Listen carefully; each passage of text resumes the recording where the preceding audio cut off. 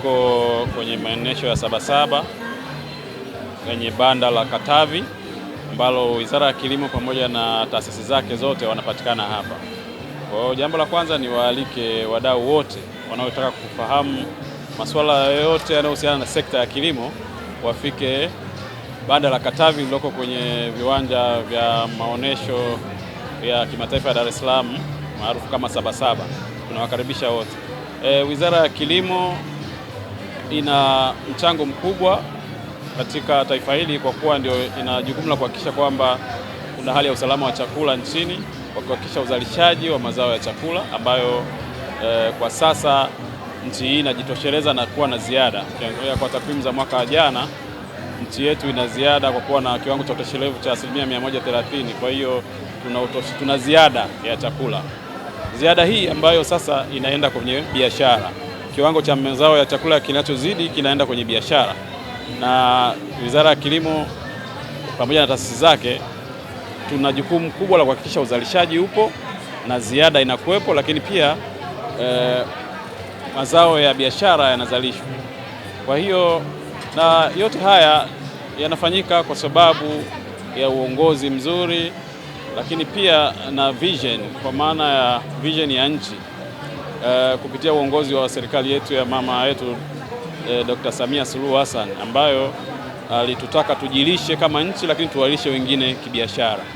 Na katika kufanikisha hili, wizara ina mpango wa mwaka 2050 wa kutransform, kwa maana ya transform sekta ya kilimo na kuwa ambayo ni endelevu zaidi, lakini yenye kuchangia kiwango kikubwa kwenye uchumi, lakini pia kiwango kipato cha wananchi wetu. Na katika hii mpango wa mageuzi ya kilimo wa mwaka 2050 tuna utekelezaji wake wa wakati ambao unatekelezwa kupitia Agenda 1030 ambayo ni ajenda ya kufikia mwaka 2030 kuhakikisha kwamba ukuaji wa sekta ya kilimo unakuwa kwa 10%. Lakini pia moja ya malengo makubwa ya Agenda 1030 ni kuhakikisha kwamba tunaongeza upatikanaji wa fedha za kigeni kupitia mauzo ya mazao ya kilimo nje ya nchi kufikia kiwango cha dola bilioni 5 kufikapo mwaka 2030. Kwa kupitia biashara ya mazao ya kilimo tunategemea kuchangia dola bilioni 5 kwa pato la fedha za kigeni.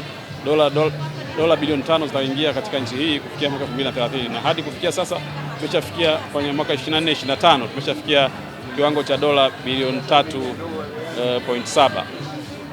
Hayo ni mageuzi makubwa ambayo yanaendelea kutokea kutokana na juhudi kubwa ambazo serikali inazifanya katika kuwekeza kwenye maeneo mbalimbali kuhakikisha uzalishaji unaongezeka, lakini pia mazingira ya biashara yanakuwa ni tulivu, lakini pia ni mazingira ambayo ni kuwezesha biashara za kilimo zinaendelea.